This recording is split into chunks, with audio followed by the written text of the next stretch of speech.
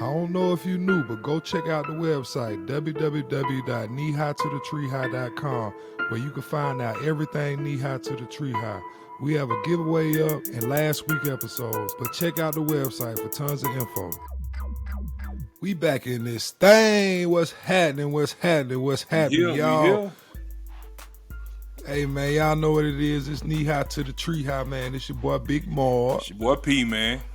Back like we never left. Hey, we never left, man. You know what I'm saying? Hey, hope everybody had good holidays, all that other stuff, man. Absolutely, man. Happy New Year. I know y'all missed us. Happy New Year, you know what I mean? Yeah, man. Well, let's go and jump straight into it, P, man.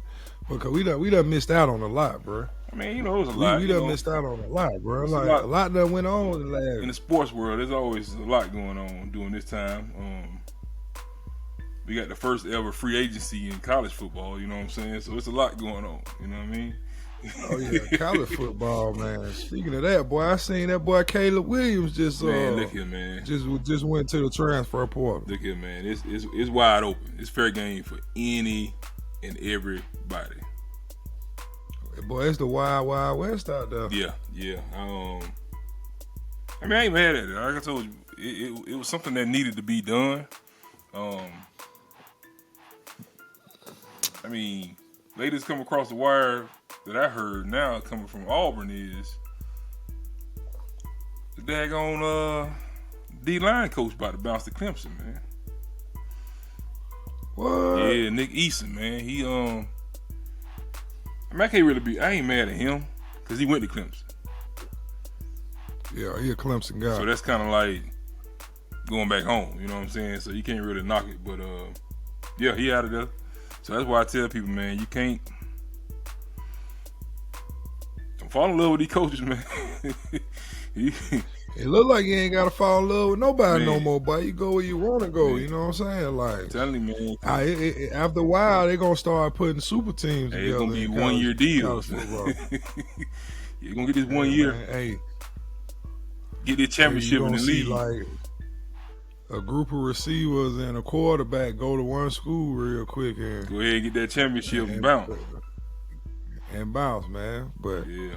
Man, speaking of championship, man, there's a lot of championship caliber football going on. It is, man. I mean, it's what we anticipated, or at least I think the majority of America did it. You know, I think the only people that didn't anticipate it were the ones that actually went to those schools or were big fans. But yeah, it was definitely what I anticipated. You know, Alabama go ahead and handle it. I mean, you know what? To be honest, it wasn't as dominating as I thought they would be against Cincinnati. Okay. But it was dominating. Don't get me wrong, but I just thought it was going to be more like a murder. Yeah, like they were going to put 50 up like on them. They were just going to not even give them a chance to even walk away from the game saying, hey, you know what? We can play with these guys. But you know what I did see was they had the team dynamics that I said a team could have that could play in the college football playoff against some of those larger schools where they had an older team. You know what I'm saying? A lot of key players were older players, veteran players who could play to that level of Alabama. So I don't think they were going to get run through to compare to a team who got like a lot of young guys, 18, 19-year-old guys out there on the field. I mean, it also helped that Alabama. I guess Alabama stated that they was going to, probably Nick Saban before the game was like, look, man, we going to keep it simple. And we probably going to end up playing Georgia again, so we're not going to give them anything extra to scout. We just going to come out here and run right, run left, run up the middle. They came out with that spring ball. Yeah, they came out with that spring ball. Very vanilla on offense. They was literally just like, hey, we're not going to razzle dazzle you. We literally just going to hit you right, left, up the middle. Right, left, up the middle. Does Alabama look as dominating as they did just those last couple weeks, though, or as dominating as they did against Georgia? This team hasn't really been a straight up dominating team that we're used to from Bama. You know what I mean? The defense give up points. I mean, you saw what happened with us in the Iron Bowl. I mean, the boy got sacked 9 times. So I mean, this team is just never know. You know what I mean? I just know they have a couple of. Let me not say a couple. They have a few studs that, you know, once they get on fire, can't nobody stop them. But the thing is, they kind of limping into the championship game. That's the other question. I think Cincinnati like actually just matched up well with them. You know, because Cincinnati's strength would be their secondary. And we can see that that's Alabama's strength is, you know, their wide receiver room and of course Bryce Young throwing the football. Yeah. So I think that was a good matchup as well as they had a real decent pass rusher in Cincinnati too, who I don't think he made it home, but you could tell like he was always close. He was giving them a little fits.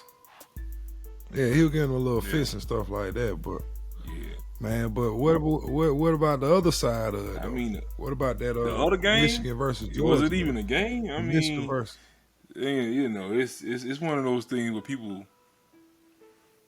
I mean, this is kind of the argument that we have all the time. It's like, I understand the Big Ten has big players, at least in theory, but. It just, I mean, I don't know. Whenever they get to this bowl, I mean, to the playoffs, man, or play the SEC, they just a lot of times they go out there and lay eggs, man. So that's why a lot of people just don't want to see them in the playoffs. But a lot of people gonna sit there and say that the SEC wasn't that good because of the bowl game victories. Man, look here, man. Don't tell somebody bowl game. If you go and tell them about the gun line, if you gonna count the I-20 bowls, the toilet bowls, the I-10 by 10 bowls, yeah, we ain't gonna look that good. Because about the top half of our team either opted out or left went to the league.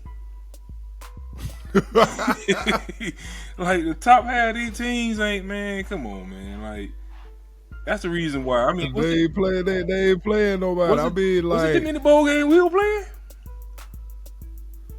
Nah, I think they definitely added a lot of bowl games. Yeah, I feel like it's more now, man. For some reason, man. Maybe it's just. Oh yeah, they added some. They done added some since we've been in. It wasn't no Birmingham bowl. College. It definitely wasn't no I-20. The only bowl they had in there was the Senior Bowl. That was it in Alabama. Yeah, but I think they expanded it because it was a good marketing tool for a lot of businesses. Yeah, to get some money. You know, to kind of. To get some advertising and get some money, you know, to the schools. They got really back in, man, because it used to be a prize. You know what I'm saying? Like, even though we didn't have the best bowl record, but that's because we used to go out there and, you know, party before the game. We only lost one bowl game while I was there. We lost to that was Wisconsin. You right. Wisconsin. You right. Yeah, we lost to Wisconsin, and yeah, you right. We were butt wide down there partying. They just need to reel it in, man. Like I told you, it used to be a prize, man. Like at the end of the day, we used to say, you know, to take that field that one last time was a pride thing, man. But like I said, over time, people get a little bit more what's the word? Smart. So a lot of these games are pointless, man. You got just becoming bowl eligible, I think, ain't really automatic. It shouldn't be an automatic bowl. You know what I'm saying? Like, they gotta at least give me something. But it ain't no different. It ain't no difference than back in the day because, like, if you think about it, there was probably only about 6, maybe 7 bowl games that people even really watch besides that team's fan base, you know, where you even want to watch it on a national scale. And those used to be like the BCS matchups. You know, you had the Orange Bowl, Sugar Bowl, Rose Bowl, Fiesta Bowl. Like we probably might watch the Capital One Bowl, you know, maybe the Cotton Bowl or something like that, depending on what two teams end up in it that year. But you really don't. Well, like, I ain't watched all the bowl games this year. Well, yeah, I mean, so that's the thing. So I think that's where the issue lies, because yes, a 6-6 SEC school is better than a 10-2 AAC school, whatever that is, AAC, whatever they are. You know what I mean? So yes. Well, we just lost. I get it. I understand that. So, but that would lies in the problem, because now you got a team who, even if they're seniors, balled out all year in that conference. 9 times out of 10, come that game, they still got to play because they still trying to show the scouts that we can play on that level. Okay, they still trying to showcase their skills. Yeah, and so now you got almost a team who is almost fully loaded, plus got a little edge because they saying, "Hey, look, man, we trying to show the SEC something." Going against a team who, to them, even though they accepted the bowl game, well, the players didn't. They played all their toughest games throughout the year. They said, "Guess what, man? This is almost like a letdown." So we ain't really, you know what I'm saying, we ain't getting up for this, you know what I'm saying? If I got a chance to make it to the league, which even on a 4-8 team in the SEC, you still probably got at least 5 people that gonna make it to the league that year on that team. You know what I'm saying? So no matter what, people gonna have people that opted out, and then you had the COVID situations. It's just, I don't know. It was a lot. It was a lot. It's just all over. It was a lot for a lot of these bowl games. I'm like, yeah, y'all just need to chill out, man. Well, yeah. It done all culminated down to the game of the year, you know, which is a matchup that I think a lot of people already saw coming on the forecast. They did. Alabama versus UGA versus the college Bulldogs. Football national championship game. I think the people that tried to say otherwise, they were just hating. They probably just didn't want to see the same two teams. They want to see SEC. Yeah, SEC. man. But ultimately, I mean, we already knew these top 2 teams in the country. So, I mean, the matchup. Listen. I'm just be honest. I think it's all set up for Georgia to go ahead and get that monkey off the win. I mean, right now it is. You know, if you think about Alabama taking a loss, you know, to their wide receiver room with Mitchie out. Man, so now you get to twice. Like a SEC school. It's tough to beat them twice, but within a couple weeks. A Nick Saban team. I think they definitely come out a lot faster this game. Georgia do, and I think that Alabama, with Mitchie being out, now you get to like put more emphasis on what's your boy named Williams. Yeah. So it's like, you know, they gonna bracket him and try and keep him from being able to win the game. And even though that running back had a great game last week against Michigan, you know, I don't see a running back really running over running over Georgia defense like that. Oh, you talking about he had a great game against Cincinnati? Yeah, that was even if you watch him the runs, it was literally like almost. I mean, even though he probably averaged, I don't know, close to almost 6 yards a carry, it wasn't really spectacular though. You know what I mean? It was just like, give me the ball, let me just run. Give me 6 yards every time. Yeah, and then it wasn't nothing like he was just carrying the whole team, or, you know what I'm saying, faking out the whole team. It was literally like he just ran the ball. I feel like you could have plugged any player in that position, they would have. Yeah, I think they were definitely outmatched up front. So you're right. Like, by the time he was getting touched, he was already 3-4 yards past the line of scrimmage, easy. You know, so it's funny, man, because I was laughing about it on the game. How many games he played? Oh, what, like 56 games or 53? He done played 53 games. Now that's how you stay down, boy. Like, nah, he ain't heard about no transfer portal. Shoot, man, listen, man, it was another guy on the D line that was a 5th-year senior, and I told you that day. I said it's sad, but in today's game, especially at Alabama, if you a 5th-year senior or you done waited that long to play, you got to start. You almost start questioning, like, bro, are you really that good? Because most of the ones that good, they been on the field or they out of there. Came in and stepped up. Yeah, they got their little 3 years in or 2 years in and left. I mean, I'm not gonna lie. The running back room that they had probably over the last 2-3 years, they had some studs in that backfield. Shoot, really over if you really want to say it, really over the last decade.